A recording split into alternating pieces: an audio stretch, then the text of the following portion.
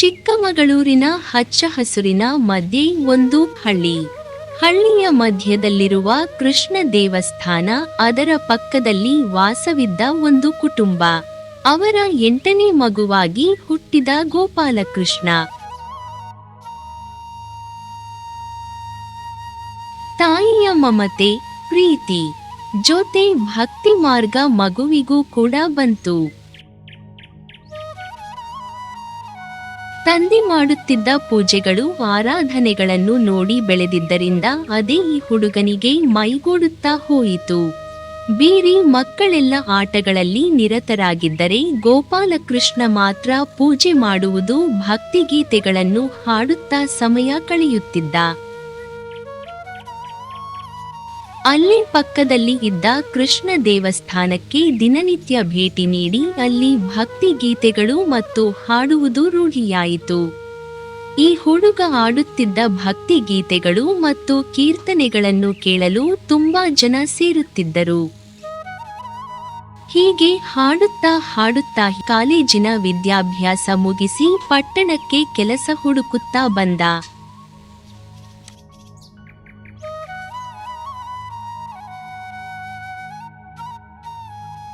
ಪಟ್ಟಣದಲ್ಲಿ ಒಂದು ಕಾರ್ಖಾನೆಯಲ್ಲಿ ಕೆಲಸ ಕೂಡ ಸಿಕ್ಕಿತು.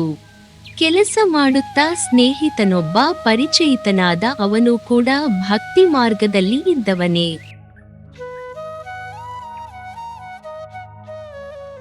ಸ್ನೇಹಿತ ಇವರಿಗೆ ರಾಮಕೃಷ್ಣ ಪರಮಹಂಸರ ಒಂದು ಪುಸ್ತಕವನ್ನು ಉಡುಗೊರೆಯಾಗಿ ನೀಡಿದ.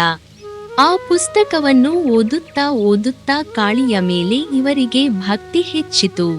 ಕೃಷ್ಣ ಜೊತೆ ಕಾಳಿಯನ್ನು ಆರಾಧನೆ ಮಾಡಲು ಶುರು ಮಾಡಿದ ಗೋಪಾಲಕೃಷ್ಣ. ನಂತರ ಜ್ಯೋತಿಷ ಶಾಸ್ತ್ರ, ವಾಸ್ತು, ಪೆಂಡಿಲಂ ಹೀಲಿಂಗ್ ಮುಂತಾದ ವಿದ್ಯೆಗಳನ್ನು ಕಲಿತು. ಜನರಿಗೆ ಅದರಿಂದ ಪರಿಹಾರ ಸೂಚಿಸುತ್ತಾ ಸುಮಾರು 15 ವರ್ಷಗಳು ಕಳೆಯಿತು. ನಂತರ ಒಂದು ದಿನ ಕಾಳಿ ಮಾತೆಯು ಕನಸಿನಲ್ಲಿ ಬಂದು ದಕ್ಷಿಣದಲ್ಲಿ ದಕ್ಷಿಣ ಕಾಳಿಯ ದೇವಸ್ಥಾನ ಕಟ್ಟಲು ಪ್ರೇರೇಪಿಸಿದಳು. ಅದನ್ನ ಸ್ನೇಹಿತರು ಮತ್ತು ಮನೆಯವರ ಜೊತೆ ಚರ್ಚಿಸಿ ದೇವಸ್ಥಾನ ಕಟ್ಟಲು ಸ್ಥಳ ಹುಡುಕಲು ಶುರು ಮಾಡಿದರು. ಕೊನೆಗೆ ಒಂದು ಜಾಗ ಸೂಕ್ತ ಎಂದು ನಿರ್ಧರಿಸಿದರು. ಇದಕ್ಕೆ ತುಂಬಾ ಜನ ಭಕ್ತರು ಕೂಡ ಸಹಕಾರ ಕೊಟ್ಟರು. ಇನ್ನು ಹೆಚ್ಚು ಸಹಕಾರ ಅವಶ್ಯಕತೆ ಇದೆ. ಈ ದೇವಸ್ಥಾನದ ಪೂರ್ಣ ಚಿತ್ರಣ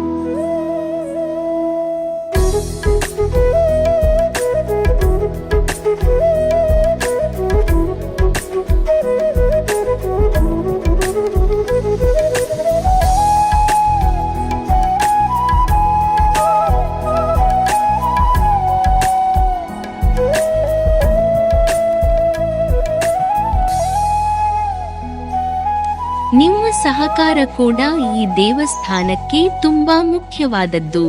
ನಿಮ್ಮ ತನುಮನದ ಜೊತೆ ನಿಮ್ಮ ಕೈಲಾದಷ್ಟು ಸೇವೆ ಮಾಡಿ ದೇವರ ಕೃಪೆಗೆ ಪಾತ್ರರಾಗಿ.